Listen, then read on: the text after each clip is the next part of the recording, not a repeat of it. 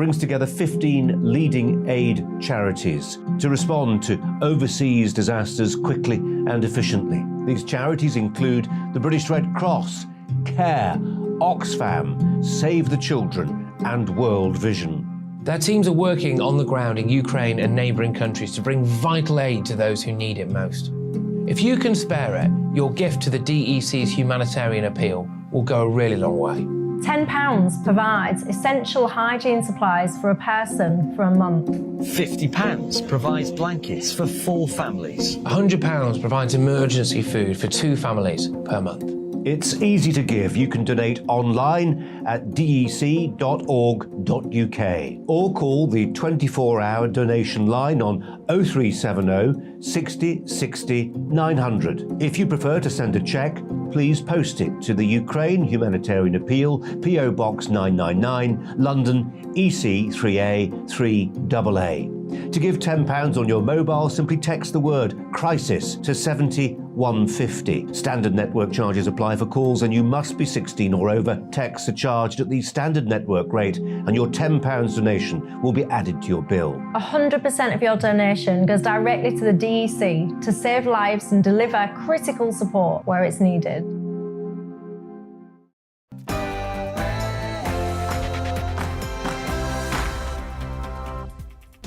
A very good morning to you. It's 9:30 and this is The Briefing with me, Tom Harwood, on your TV and on your radio.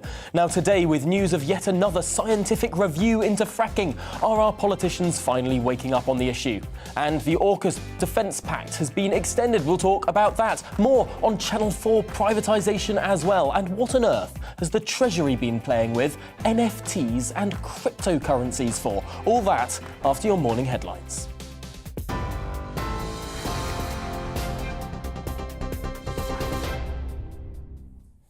A very good morning. It is 9:31. I'm Rosie Wright, here to keep you up to date on GB News. Now, millions of people are going to pay more in national insurance from today as the tax rises by 1.25%. Britain's tax burden has now risen to its highest point in 70 years. Well, the government says the £39 billion that will be raised over the next 3 years will help to reduce the NHS backlog. The financial well-being of households has fallen to its lowest point in 2 years because of the rising costs of living. Now, the Scottish Widows Index shows a decline in household disposable income. Over 70% of households say they'll need to use their savings to meet growing expenses over the next year. The Ukrainian president has urged Western leaders to increase sanctions to match the level of Russian atrocities. The chairman of EU leaders, Charles Michel, says the EU will have to introduce a ban on Russian oil and gas imports sooner or later to pressure Moscow to stop its invasion. President Zelensky is addressing the Irish Parliament this morning. There was a surge in petrol prices in March, despite a cut in fuel duty. According to the RAC, the average cost of a litre of petrol went up by 11.6 pence, ending the month at 163.3 pence. Coronavirus case rates in England are the highest they've ever been. Experts from Imperial College London say a rising prevalence in older adults getting the infection may increase hospitalisations and deaths, despite high levels of vaccination. Married couples in England and Wales are now able to legally break up without having to assign the blame for the breakdown of their relationship. It's the biggest overhaul of the law in half a century. No-fault divorce legislation comes into force today. You're up to date on GB News. We're on your TV, online and radio. Now let's head to Tom for this morning's briefing.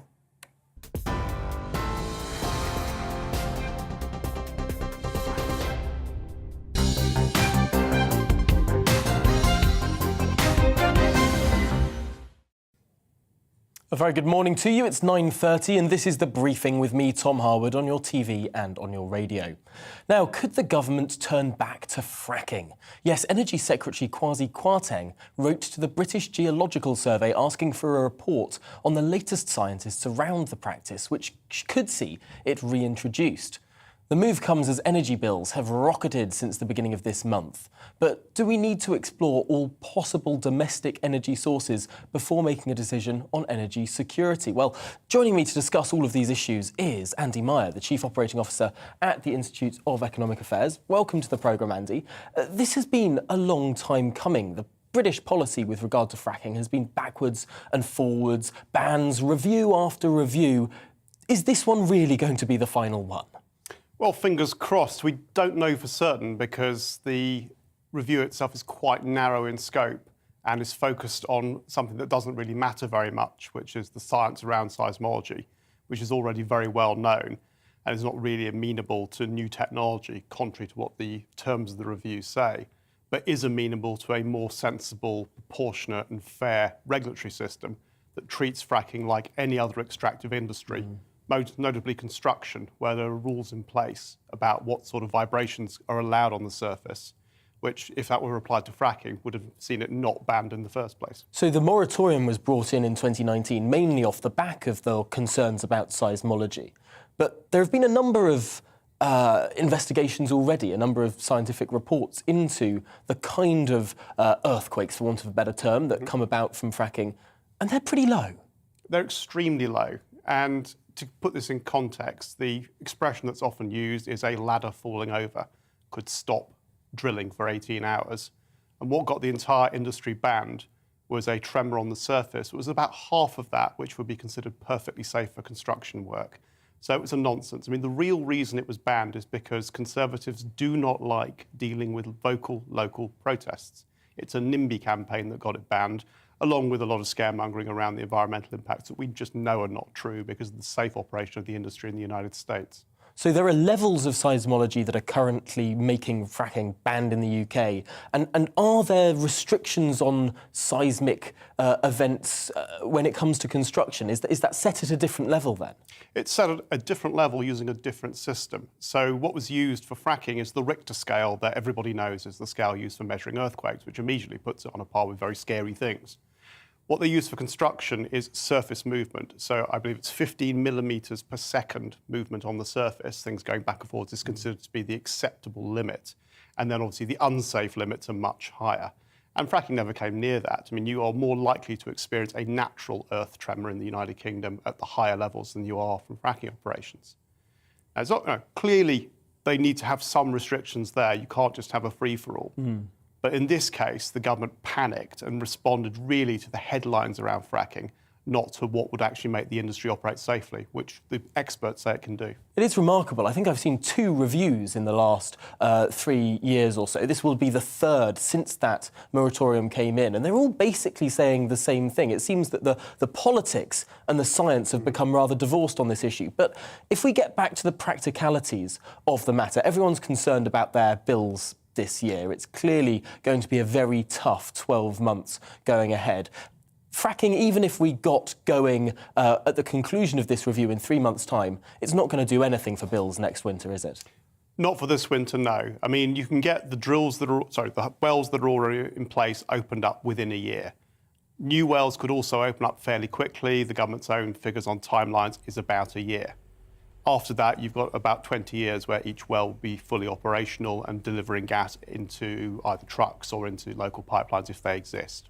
So you will have an impact on prices in the medium term. In the short term, it's got to be import substitution, so existing operations. So that's what the government has been doing, going around the world trying to do deals with countries that are not Russia. Which hasn't really been that successful. The Prime Minister had a big visit to Saudi Arabia, to the UAE, didn't really come home with anything. Is there any solution, therefore, to what we're facing over the next 12 months? Well, the hope is that when countries like Saudi Arabia have finished going through what they're doing now, which is telling the West, you know, you haven't been very nice to us, with good reason, so we're going to make life difficult for you. They will actually increase supply because it's in their interest ultimately. These are huge revenues that they can make for the next year or two from the higher prices of oil and gas. So it's in their interest, it's in our interest.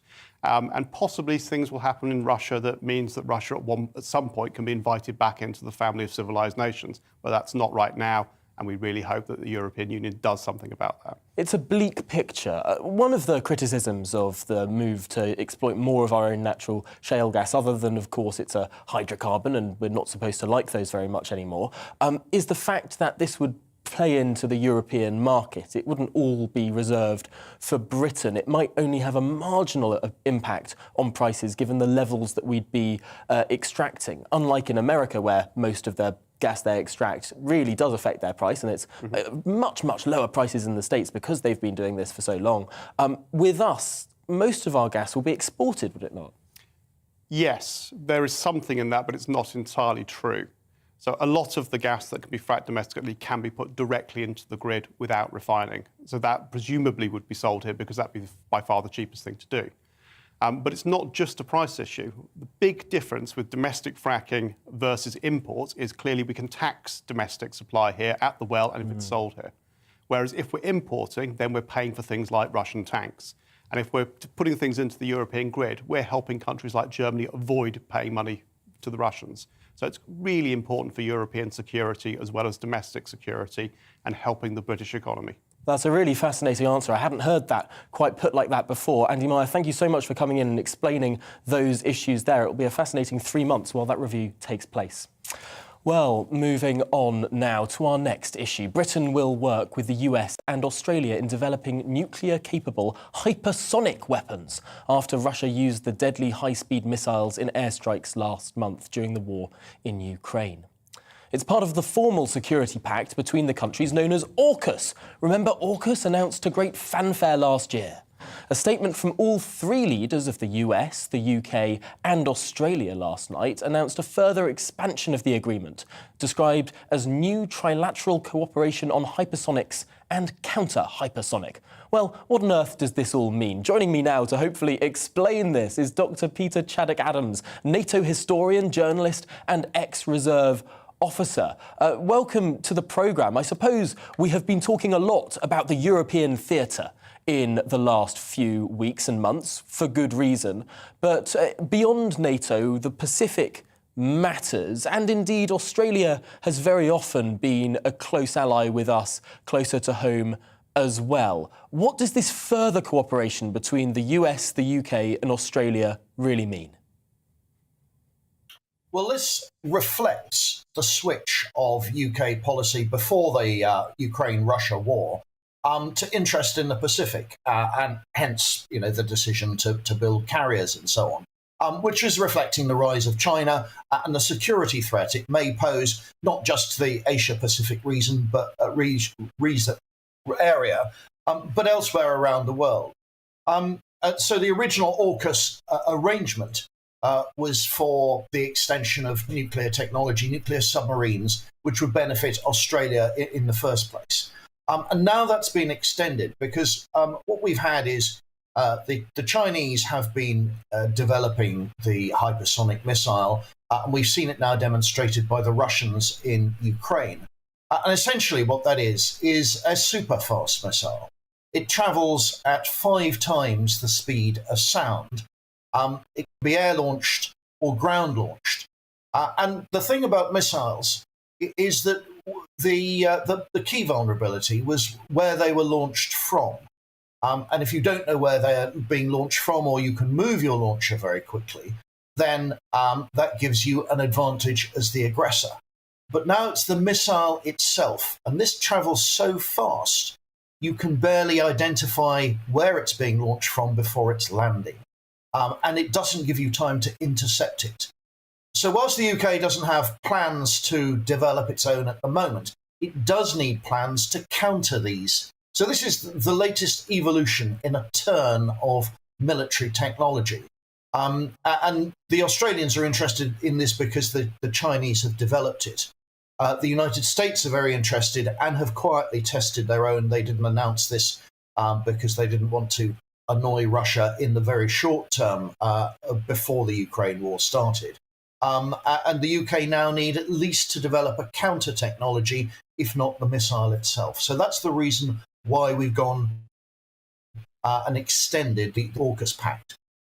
Seems like a bit of an arms race between the free world and the unfree world. And it seems to me, judging by what you were saying, that the unfree world, the Russias and Chinas of this world, had the upper hand until recently on hypersonic weapons. Does this represent finally the US, the UK, Australia, potentially other parts of the free world, of the democratic world, waking up to this? And really, with the hypersonic, with the counter-hypersonic, it does seem like we're getting into that arms race territory.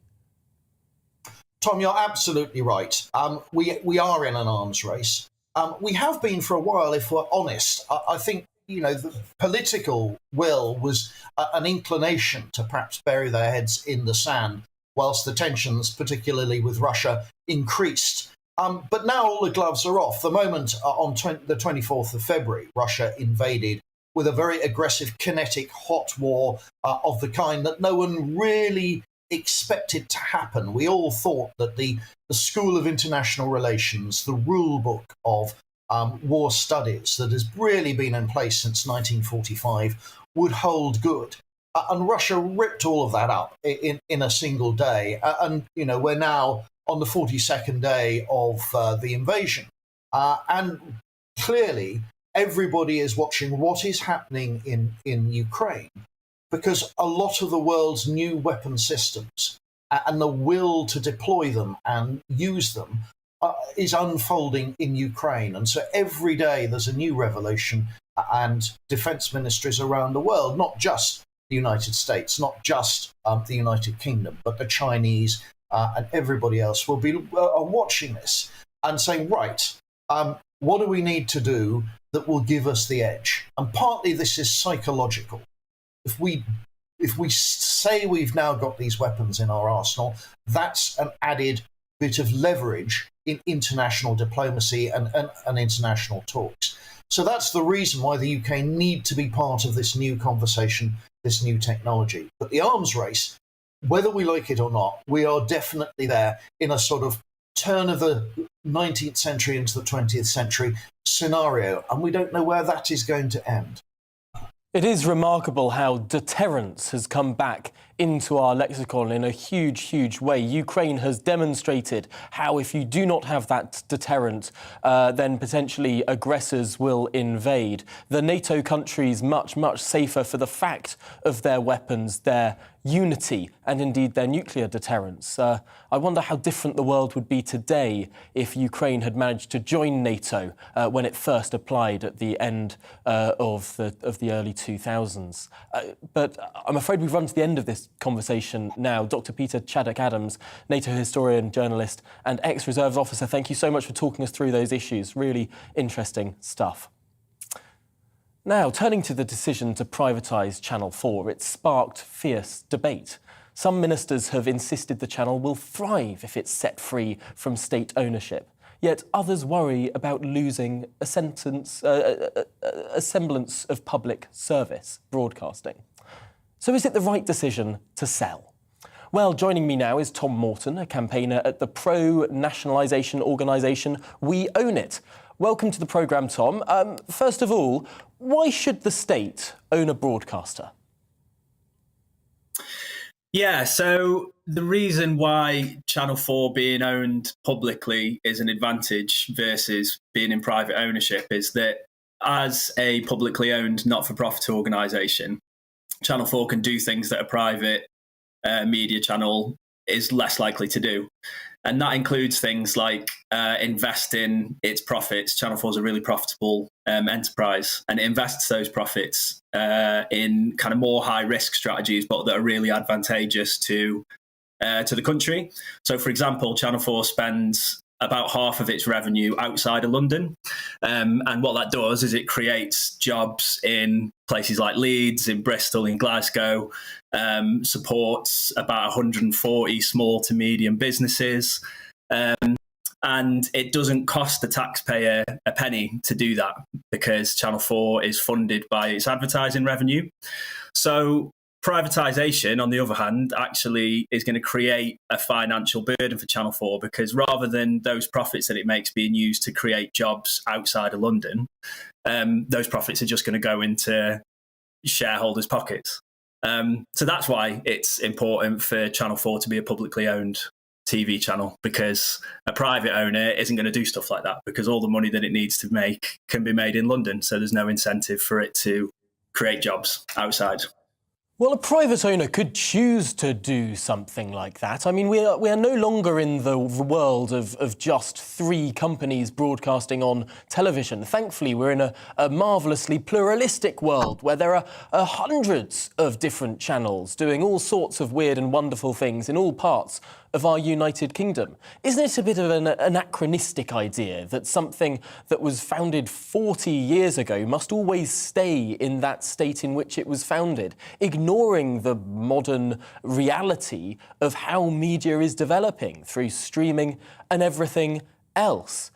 In some ways... Yeah, so this is the government's argument, but I think it doesn't hold much weight, to be honest, that Channel 4 is somehow not going to be able to compete with streamers going forward. But Channel 4 is reporting a £74 million profit. It's got £200 million in reserve. It contributes about £1 billion to the economy. That's not something that, you know, all these smaller media companies that you're talking about does. And the main point here is that it's already the biggest free-to-air digital platform in this country. So there's already millions of people, in particular younger audiences, who are using Channel 4 for streaming. So this argument that, Channel 4 can't compete with online streamers doesn't really hold weight. It's already a digital platform. It's already used for streaming. So it's not the case that it's kind of an anachronistic thing from the past. Why would it change if it wasn't run if it wasn't owned by the state? There have been some reports in recent years that actually the fact that it's owned by the state has had this Tory government change who sits on the board or block a board appointment or whatever. Doesn't that seem deeply inappropriate for a media company? Isn't it safer? Potentially, from your perspective, it might well be able to be more renegade. It might well be able to go off in a more MSNBC direction, if we want to use a US example. It might be more set free editorially were it to move into being a competitive company in a market. Well, it might do, but it also might not do that, and it might do exactly the opposite. If it's in private hands, then the public has got absolutely no say about what happens to it. It's just wealthy shareholders who get to decide what happens with it. But I think we need to talk about what the risk is here of privatisation. You know, some of these reports are suggesting that privatisation will risk about a 35% drop in regional jobs.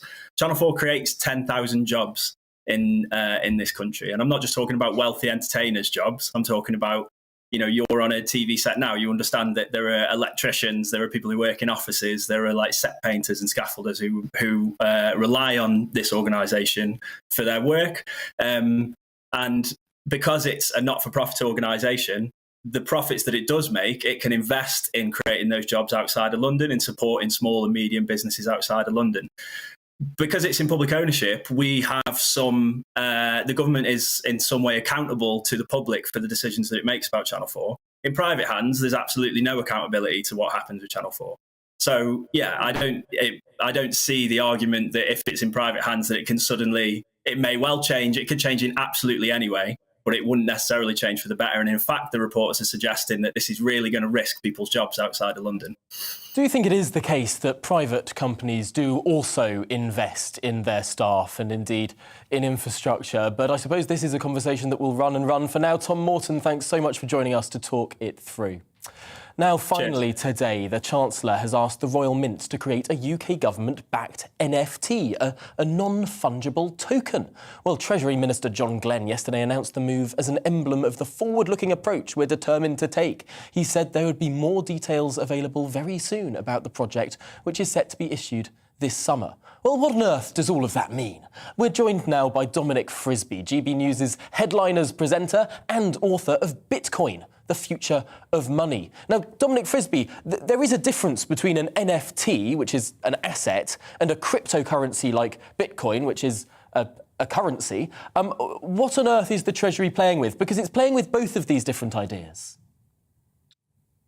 Yeah, there's a lot of crossover between the two in the Venn diagram, but I suppose Bitcoin is certainly different to NFTs, although the technology they employ is similar. The purpose of both Bitcoin and NFTs is to create digital scarcity. Digital scarcity. If you think of, a picture or an email or any bit of text or a video, you can send that video out to 100 or 1,000 or 1,000,000 different people because of the copy and paste function. And the breakthrough of Bitcoin, the breakthrough technology, was it found a way of preventing that, so that effectively you can't copy and paste money. In any case, what is the Treasury doing? I think a lot of this is PR. They're trying to go, look at us, aren't we really cool? We're the new global hub, and all this kind of noise. The Chancellor's not very popular at the moment, so he's probably trying to get his stock up a little bit. But I've heard it all before. I remember probably not even actually would have been 6 or 7 years ago, George Osborne said that they were going to turn the UK into a hub for cryptocurrencies, and he got himself photographed and videoed getting bitcoins from an ATM in Canary Wharf, and the UK was going to be a sandbox, and we were going to be at the center of the global industries of tomorrow, and all that kind of LinkedIn speech. And then 2 or 3 years later, the FCA bans most crypto ATMs. It makes it impossible for ordinary UK citizens to own Bitcoin derivatives through their SIP or their ISA, in fact, by any means whatsoever. And they clamped down on it. And then we had Andrew Bailey, the governor of the Bank of England, saying that they are intrinsically worthless. To use his exact words, they're dangerous. Be prepared to lose all your money. And only this week, Andrew Bailey says they are the front line for scams. And then in the same week, Rishi Sunak in the Treasury is going, we're going to be at the heart of the industries of tomorrow. And if you want a perfect example of the total incoherence at the heart of government, at the heart of government policy, and the total lack of communication between the various departments, well, look at their attitudes towards cryptocurrencies, because they are not consistent.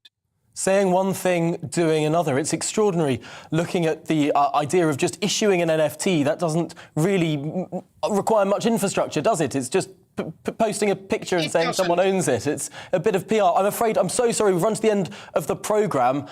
Thanks so much for joining us, Dominic Frisby. No doubt you'll discuss this more on Headliners at some point. Of course, the great GB News paper review show every night from 11. Well, that's it for us today. Coming up, it's To The Point with Patrick and Mercy. But first is the weather.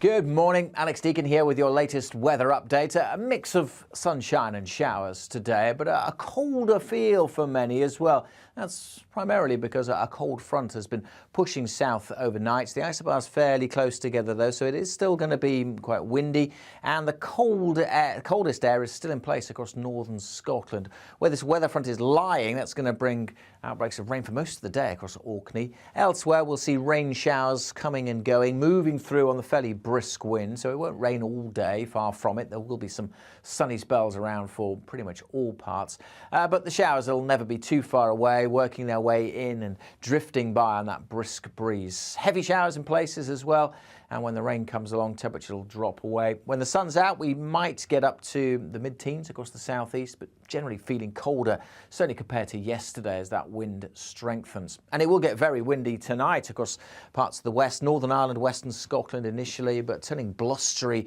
everywhere as the night goes on. Some very strong gusts, bringing in more showers, maybe more persistent rain, possibly across parts of the south. Some uncertainty about how far north this rain is going to get overnight, helping to keep the temperatures up here.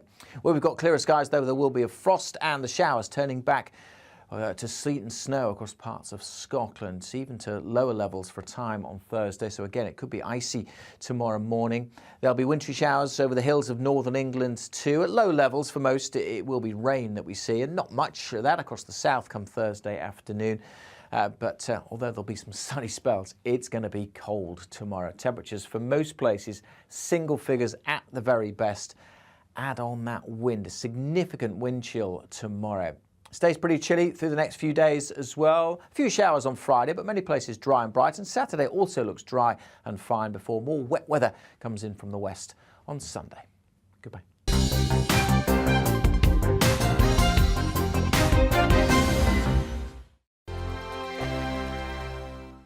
Europe is in the grip of the most devastating humanitarian crisis since World War II. The people of Ukraine are facing unimaginable suffering as their homes are destroyed and their loved ones are killed.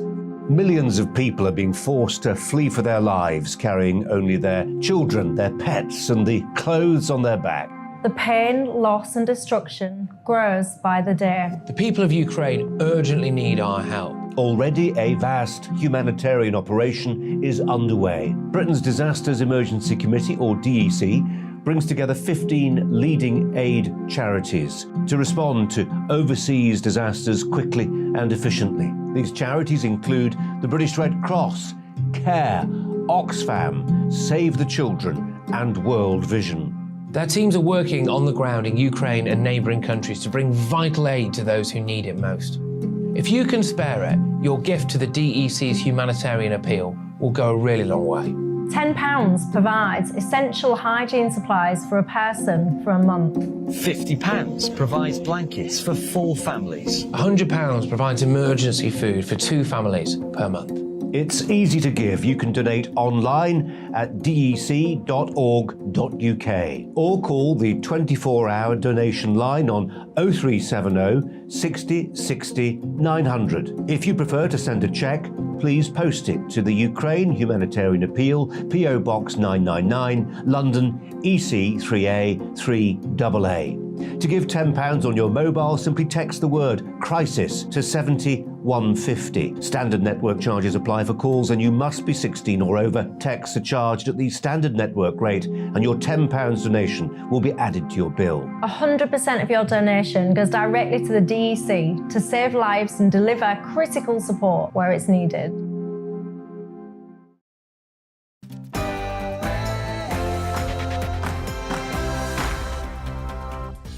Oh yes, morning everyone. This is To The Point on GB News with me, Patrick Christie's and Mercy Maroki on your TV, radio and online. Massive show for you today. Loads of your views as well, so make sure that you get in touch. Huge guests as well.